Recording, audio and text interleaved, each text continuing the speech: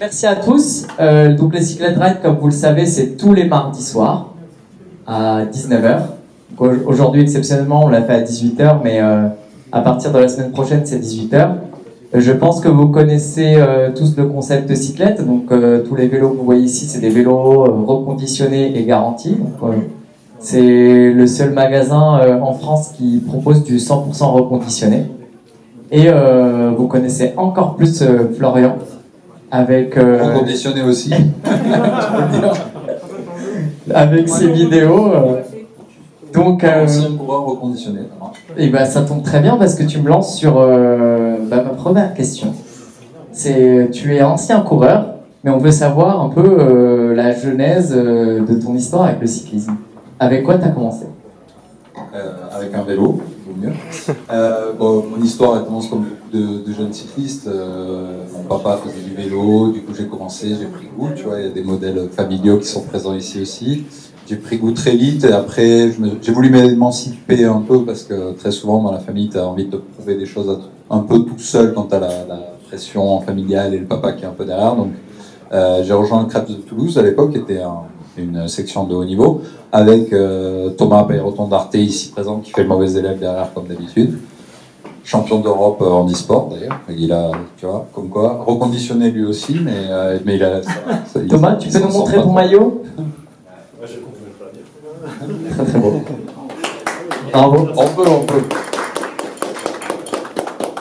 C'est quand même un beau palmarès du vélo avec une longue histoire bien plus intéressante que la mienne d'ailleurs, si tu as envie de la raconter. Thomas, sinon je peux la résumer, tu m'autorises? Allez, je fais une petite parenthèse du coup avant de parler de moi qui est beaucoup moins intéressant, je vous parle un peu de lui. Donc on a couru ensemble en élite. On courait à l'époque en D1 au GSC Blagnac ensemble. Thomas était mon aîné.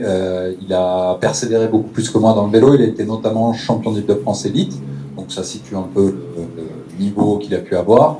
Et bon, malheureusement, il a eu une grosse chute au Tour de Tahiti, dont il était leader. D'ailleurs, il a pris un scooter de face. Il s'en sort pas trop mal. Il était beaucoup plus beau avant, mais ça, vous ne le savez pas. Et voilà, bon, il a eu quelques séquelles, on va pas rentrer dans les détails, qui fait qu'aujourd'hui il court en e-sport et il est double champion d'Europe en titre dans sa catégorie. Et voilà, il prépare les Jeux paralympiques de Paris l'année prochaine. Donc voilà, le vélo apporte des amitiés et voilà, on est encore copains de nombreuses années après. Et il m'a fait le métier de venir ce soir. Je referme la parenthèse de Thomas, mais c'était bien de le présenter puisqu'il est ce soir. Félicitations.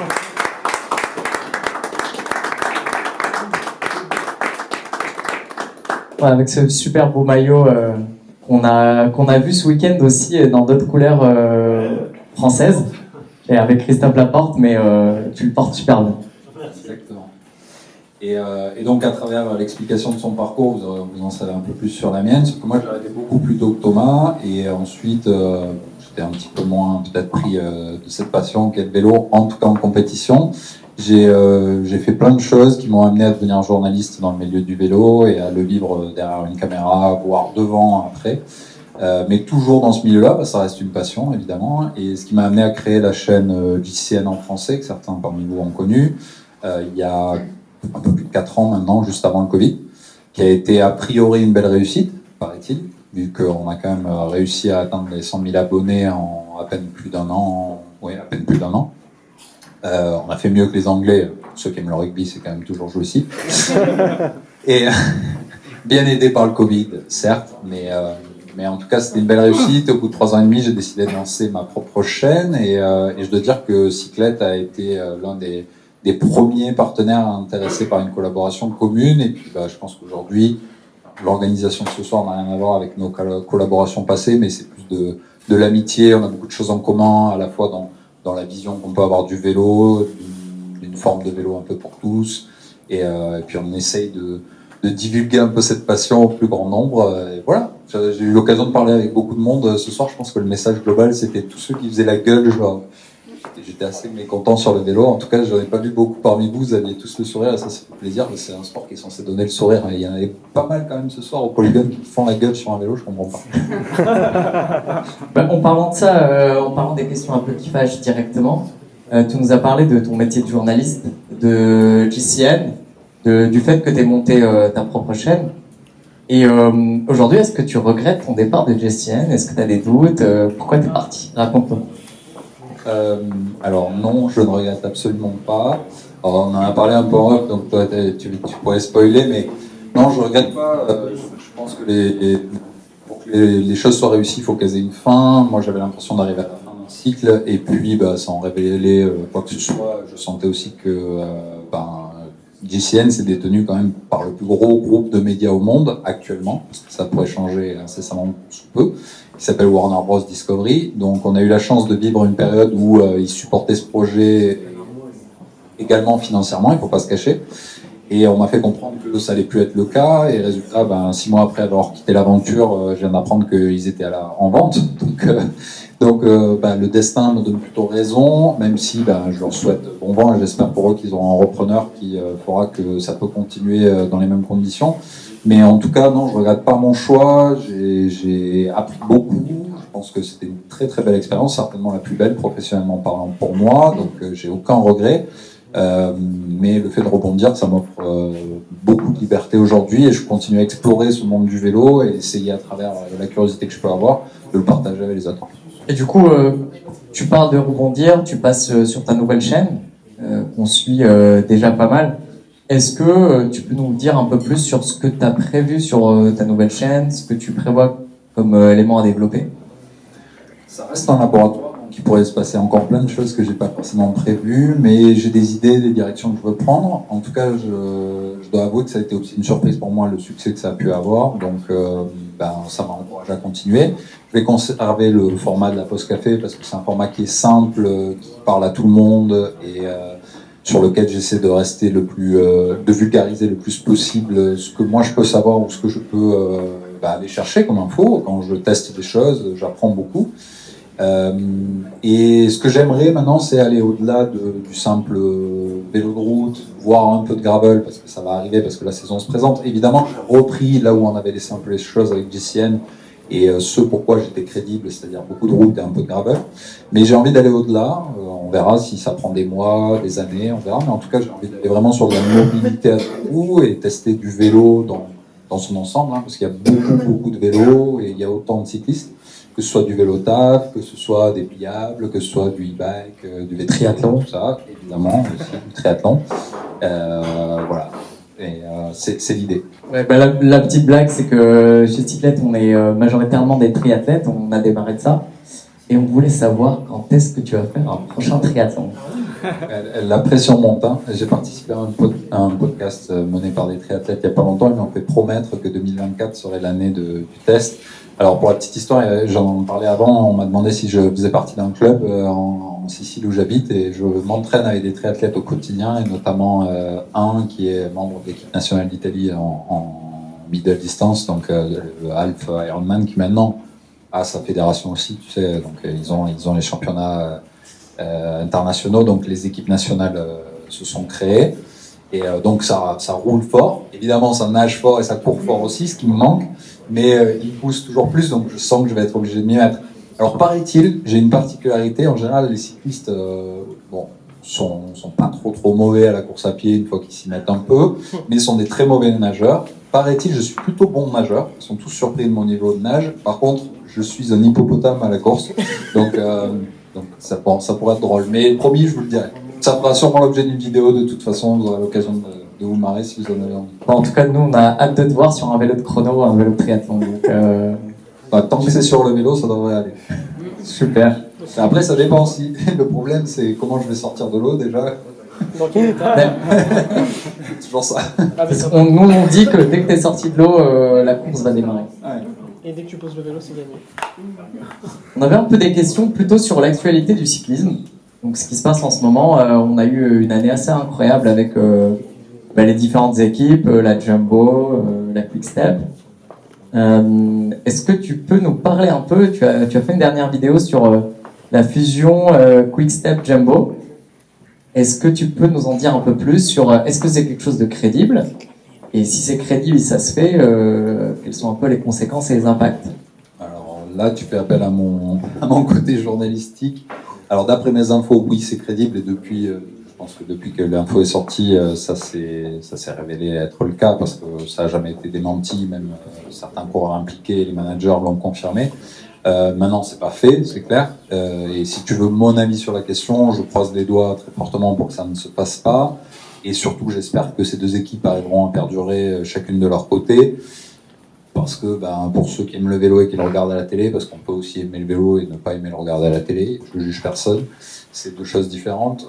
La Quick-Step, c'est quand même une équipe qui est mythique. La voir disparaître, être avalée par la Jumbo, ce serait dramatique à mon sens. Et de toute façon, dans quelques business que ce soit, pour moi, les fusions, c'est toujours la perte de quelque chose à un moment donné, d'une richesse et d'une diversité. Donc voilà, j'espère que ça se fera pas. Maintenant, si ça doit se faire, j'espère pour l'intérêt du vélo à plus haut niveau et pour nous, simples spectateurs, que les richesses seront un peu réparties et que certains leaders partiront, ce qui est déjà le cas parce que Roglic a annoncé qu'il s'en allait. Mais T'as un pronostic sur Roglic? il y a de grosses infos qui le poussent vers la Bora entre eux. Donc a priori, c'est eux qui tiennent la corde et Ineos espère toujours qu'il change d'avis, mais a priori, il prendra cette décision dans le week-end. Donc, si ce n'est pas déjà fait, mais il attendait de finir les courses italiennes pour se décider. Ok. Et d'ailleurs, en parlant de la Bora, il y a un cycliste que tu connais très bien qui a arrêté sa carrière la semaine dernière. C'est Peter Sagan. Donc, tu l'as rencontré parce qu'on voit des photos de toi avec lui. Est-ce que tu peux nous en parler un peu plus de comment est le personnage, parce que c'est vraiment une superstar du cyclisme. Il a donné énormément au vélo, il a apporté beaucoup de choses. Donc c'est un peu une rockstar, et ça fait quoi de rencontrer une rockstar? Ouais, j'ai même eu la chance de faire un pilote de documentaire sur lui bien avant la série Netflix, qui était assez similaire. D'ailleurs, c'est assez troublant, même si on se cachait pas à l'époque avec ma rédactrice en chef chez Eurosport, on s'était beaucoup inspiré de la première saison de Drive to Survive chez Netflix pour faire ce pilote. Ensuite, le Covid est arrivé, bref, tout ça est tombé un peu aux oubliettes. Moi, je suis parti chez GCN. Mais c'était assez marrant, et ça peut surprendre beaucoup de monde, mais à la base, c'est quelqu'un qui est pas si exubérant que ça, hein, Peter Sagan. Je dirais pas jusqu'à dire que c'est un timide, parce que timide c'est encore autre chose, mais c'est quelqu'un qui s'est beaucoup protégé derrière un personnage. C'est quelqu'un de très fun, c'est certain. Il a apporté beaucoup au vélo, il a modernisé le vélo, il a été l'un des premiers à enlever toutes ces barrières qu'il pouvait y avoir entre les disciplines, VTT, route. Au final, on a tous la même passion, c'est juste qu'on se parle pas de plus en plus. Ça, c'est aussi dans mes ambitions. Mais quand je parle avec mes potes qui viennent du VTT, avec ceux qui viennent de tout à fait d'autres mondes, on a plein de choses en commun. Donc, si on a des choses en commun avec les triathlètes, j'ai envie de dire, on a des choses en commun avec tout le monde. Ok, on se fait toujours charrier. Non, je reviens à Peter. C'est sûr qu'il a apporté beaucoup au vélo. Et c'est quelqu'un qui n'a pas toujours été compris en ce qu'il était, mais peu importe. Il était showman et il nous a régalé en ça, donc voilà. Et tu nous as charrié tout à l'heure sur les triathlètes, mais les triathlètes, ils ont une particularité, c'est qu'ils adorent le matos. Donc on voulait te parler de matos et de nous dire un peu ce que tu as vu sur les 5 dernières années et ce qui a changé. Ils n'ont pas toujours bon goût, hein. Ils regardent que les watts. Donc du coup, qu'est-ce que tu peux nous dire sur le matériel en général, donc et quel que soit le domaine, hein, que ce soit route, triathlon, gravel, vélo de ville. Donc si tu as qu'est-ce que sur les 5 dernières années tu as vu comme changement, et des vrais changements réussis, des changements plutôt marketés, on veut un peu ton avis là-dessus. Je vais défendre un peu les triathlètes, mais le triathlon, c'est très bien, c'est un laboratoire d'innovation. La route, de par l'UCI, est un peu bridée des fois sur certaines choses, et du coup, on peut expérimenter beaucoup de choses en triathlon. Quand on expérimente, on a le droit aussi de se tromper, ce qui explique qu'il y a des fois des choses qui ne sont pas très réussies sur l'esthétique de certains vélos. Néanmoins, des fois, ça peut être aussi très efficace. D'ailleurs, c'était la même chose pour le VTT, qui a apporté énormément d'innovations qui servent aussi à la route. Ça me fait la transition. Les freins disques qui sont aujourd'hui quasiment la norme sur les vélos de route qui sortent aujourd'hui, il y a plein de marques qui décident de ne plus sortir de vélos à patins. On pourra en débattre parce que c'est un système qui marche toujours très bien, et pour le coup, c'est dommage que certaines marques s'en privent. Pour moi, c'est néanmoins une belle innovation sur les vélos de route pour une raison. raison unique, c'est absolument pas l'aérodynamique. Moi, je m'en fous, la différence, je la vois pas à mon niveau. Aujourd'hui du moins. En revanche, c'est l'apparition des jantes en carbone. Pour ceux qui ont connu les premières jantes en carbone avec des freins à patins, non seulement on freinait directement sur la jante, en général elle n'avait pas une durée de vie très très longue, ou du moins si vous la faisiez durer c'est que vous ne deviez pas freiner beaucoup, ça existe aussi. Et puis les levées, c'était une catastrophe. Donc pour moi, c'est une très très bonne innovation si on parle que de la route, pour cet aspect-là. Et ensuite, il y a beaucoup d'innovations qui... le vélo, sur les 10 dernières années, même les 5 dernières années, est devenu à la mode. Donc il y a eu beaucoup plus d'argent investi dans la recherche. L'aérodynamique est devenue fondamentale et toutes les études le démontrent pour les vélos de route. On voit aussi de la suspension apparaître à peu près sur tous les vélos, sauf les ultra-aéros si on parle de route. Il y a beaucoup d'innovations dans ce sens-là, c'est très bien. Évidemment, on parlait des e-bikes qui se sont ultra développés. Attention à l'excès, selon moi, c'est un peu mon point de vue. Si vous avez des amis qui veulent acheter des vélos à assistance électrique, je continue à essayer de conseiller mes amis qui sont pro e-bike pour un premier vélo, en fonction de leur pratique, parce que si tu dois faire du vélo taf 3 km par jour tout plat, e-bike c'est pas ce que je conseillerais, ça sert à rien, à part forcer un peu moins, peser le double ou le triple et avoir une obsolescence programmée certainement beaucoup plus importante qu'un vélo traditionnel qui a une durée de vie au moins égale à la vôtre, si vous l'entretenez. Donc le e-bike c'est génial pour niveler certains niveaux, pour permettre aussi d'accéder à certains terrains de jeu auxquels il était difficile d'accéder, donc c'était une très belle innovation, mais pas forcément à mettre à toutes les sauces. Voilà, quoi dire d'autre, je pense que c'est les deux éléments clés des 5 dernières années. C'est le disque sur la route, pour moi c'est une vraie innovation, même si je sais que ça fait polémique, c'est pas forcément pour tout le monde, et vraiment l'assistance électrique à toutes les sauces, mais pas pour tout le monde. Super, merci pour ce retour-là global. Et puis une dernière question qui est liée à ce qu'on fait, ce qu'a réalise l'équipe, c'est ton avis sur le reconditionné. Si je suis là, c'est parce que je partage cette philosophie aussi. On a tous vécu le Covid, le boom des vélos. On se retrouve déjà avec énormément de vélos sur le marché de l'occasion. Et on a tous des façons de consommer différentes. Mais on est aussi tous dans une phase où on prend conscience que l'écologie et notamment le développement durable est important, et qui dit développement durable, c'est des produits qui peuvent durer. Ce que je vous ai dit, je le pense, c'est-à-dire qu'un vélo, il a au moins la durée de vie d'un être humain, à condition de le bichonner, d'en prendre soin. On a tous récupéré le vélo de papy ou mamie dans la grange, remettre un petit coup de lubrifiant et ça repart. Donc clairement, les vélos, ils ont plusieurs vies, c'est sûr. Je peux comprendre qu'un coureur, quelqu'un qui fait une saison en élite, tous les ans, pour des raisons de partenariat, pour diverses raisons, il a besoin de changer de matériel. Mais par contre, quelqu'un comme moi, il peut très bien récupérer ce vélo-là et en faire 3 ou 4 ans, et après, en fonction des envies, des besoins, évoluer vers autre chose. Mais c'est plus qu'une mode, c'est une nécessité pour moi de consommer. On a vu aussi l'augmentation flagrante des prix dans le vélo, liée à la demande, à l'augmentation des matériaux. Enfin, je ne vais pas rentrer dans les détails. Il y a un peu de marketing aussi au milieu, certainement. Mais en tout cas, ce qui est sûr, c'est que c'est une très très bonne solution. Et puis ça contente tout le monde. À la fois ceux qui veulent changer de vélo et acheter du neuf tous les 6 mois, qui peuvent revendre plus facilement parce que vous apportez aussi cette solution. Et on a suffisamment parlé sur la route avec Thomas, qui en a un petit peu marre de gérer ça tout seul. Donc je pense qu'il va revenir. Et à la fois, ça permet d'avoir de super vélos accessibles pour ceux qui commencent et qui n'ont pas l'exigence d'avoir du neuf. Merci pour ce résumé. Tu l'as mieux résumé que moi. Je pense que tu vas venir prendre ma place. Mais je ne prendrai pas ta place. Parce que je t'ai écouté, tu m'as bien pris. En tout cas, merci pour ta présence. Je pense qu'on va prendre 5 minutes pour donner l'opportunité à vous qui êtes présents ce soir pour poser des questions directement à Florian. Donc pour ceux qui veulent poser des questions, ils ont faim de réponse également, je pense, de ta part. Donc n'hésitez pas à poser. Je pense que la première question c'est la plus difficile, et après c'est parti. Donc n'hésitez pas poser. Nathan, tu veux démarrer? Dis-nous. Pour le triathlon, t'as déjà pensé à une course en particulier? C'est déjà la Largentière.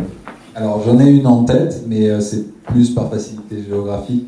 Comme je dis, je m'entraîne avec un club de triathlon local. J'habite dans le sud de l'Italie et ils ont leur propre course en Sicile en début de saison. Le problème, c'est que c'est un half Ironman, donc il faudrait que je commence à rouler et surtout à nager et à courir dès maintenant, parce que c'est au mois d'avril. Mais bon, on verra d'ici là, mais je pense que ce serait plus raisonnable de ma part de commencer sur un petit format. Juste pour arriver au moins jusqu'au vélo, tu vois. Mais si tu as des suggestions, je suis preneur. Moi, j'aimerais savoir quelle est ta vision du vélo, en fait, dans 10 ans, 20 ans. Enfin, là, on a vécu des trucs, des changements un petit peu incroyables. Enfin, pour moi, qui suis de la génération de Dino et de Fignon, que je voyais à la télé, je pense que l'évolution, là, elle a fait un bond au niveau des technologies, au niveau des stratégies de course. Et je ne vois pas ce qu'il nous reste à parcourir. Enfin, je vois pas où on peut... je pense qu'on va être beaucoup surpris encore. Il y a beaucoup de choses qui peuvent évoluer. Je pense notamment d'un point de vue... Je pense qu'il y a deux questions dans ta question. Il y a d'un point de vue matériel et évolution matérielle. Et il y a aussi d'un point de vue après course. D'un point de vue matériel, il y a encore plein de choses à explorer. La transmission, c'est archaïque. Si on réfléchit, une chaîne et des pignons, ça existe depuis très longtemps. Il y a évidemment beaucoup d'inventions qui ont été faites, mais qui n'ont jamais été industrialisées parce que ça reste simple à produire et que ça fonctionne. Mais je pense que le jour où nos amis triathlètes, qui sont notre laboratoire, autoriseront à ce qu'on teste quelque chose d'autre, ça va vraiment rentrer. On le voit de plus en plus sur des vélos, d'ailleurs des e-bikes, des vélos de ville, les transmissions intégrées au moyeu, etc. Je pense vraiment que ça, c'est l'avenir très proche. Ça va se développer.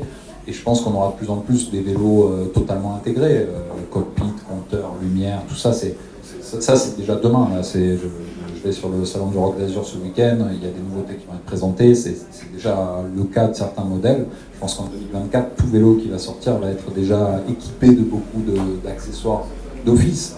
Et ça, c'est pour le côté matériel. Donc je pense qu'on n'est pas encore, on n'a pas atteint les limites. Et on va pouvoir aller encore beaucoup plus loin. Et qui sait, en termes de gains, ce que ça peut apporter d'un point de vue technologique. Moi, j'en ai aucune idée, mais on sera encore surpris, j'en suis certain. Et après, d'un point de vue stratégie, ça dépend beaucoup de nos instances. Ça dépendra aussi beaucoup de qui investit dans le vélo. Il y a certains scénarios qui me font peur. C'est si on rejoint certains sports plus développés économiquement que le nôtre, c'est un peu le règne du pétrodollar et malheureusement des super équipes qui centralisent tous les meilleurs coureurs. Ce serait dommage, mais j'espère qu'on arrivera à passer au travers de ça. Et puis voilà, le vélo, il faut que ça reste un sport populaire au sens où il faut que les gens continuent à s'identifier à ces gens-là comme à ces coureurs-là comme des athlètes exceptionnels qui ont au minimum une volonté, un physique qui leur permet d'accomplir des choses extraordinaires. Si ça perd de ça, ça perd son essence. Une question qui complète ce que disait Olivier. Il a parlé de stratégie. Est-ce que toi, tu es pour ou contre l'oreillette ? Moi, je suis pour l'oreillette, mais je suis pour l'oreillette diffusée à la télé. Donc, je ne suis pas contre l'innovation. Je pense que l'innovation doit faire partie du package, mais je pense que si l'oreillette existe, il faut qu'elle soit diffusée en direct. Je pense que, et on prend un peu cette route-là. Alors, pour moi, c'est encore trop timide. J'ai participé à un séminaire de l'UCI à l'époque où je travaillais pour Discovery. Et c'était un peu sur le futur du cyclisme dans sa diffusion à la télé. Et ce qui ressort tout le temps, c'est le fait que c'est un sport qui est trop peu sonorisé. On n'entend pas ce qui se passe, on n'entend pas les bruits derrière, on n'entend pas les discussions, on n'entend pas... tout le monde en est conscient, mais ça prend du temps, l'inertie. Mais cette année, ils ont fait des premiers tests. Mais bon... C'est-à-dire qu'on irait jusqu'à les voitures des directeurs sportifs, Ah oui, oui. On aurait une sonorisation complète de A à Z. Déjà cette année ils l'ont fait, mais c'était de l'enregistrer, c'est-à-dire que tu as un réalisateur qui écoute, qui vérifie que ce soit audible et qui l'envoie avec un léger retard. Donc le problème c'est que quand tu connais bien le vélo, tu te rends compte que ça correspond à ce qui s'est passé il y a 10 bornes, donc c'est pas encore tout à fait à la pointe. Mais en tout cas, moi j'aimerais qu'on laisse les oreillettes. Moi d'ailleurs je fais partie de la génération, et Thomas l'a connu aussi, où en amateur on avait les oreillettes. En élite, pas à tous les niveaux, mais en élite, nous on courait avec les oreillettes, donc j'ai couru avec les oreillettes. Je trouve que c'est bien, mais à condition que ça amène quelque chose de plus aussi pour le spectateur et que ça n'enlève pas quelque chose. Par contre, je suis très content qu'on ne les ait pas sur les championnats. C'est une particularité, allez, c'est 2 fois par an. Alors, Ce sont des courses en circuit, donc ouais, en plus. il y a moins de danger à avertir en amont, il y a moins d'infos à donner, quoi. À part sur les écarts, ça laisse libre à la course. Ouais, moi je laisserais comme ça en fait. Tu vois, je suis conservateur au final. Oui, j'étais persuadé que tu aurais- Merci à tous, merci beaucoup Florian pour ta présence.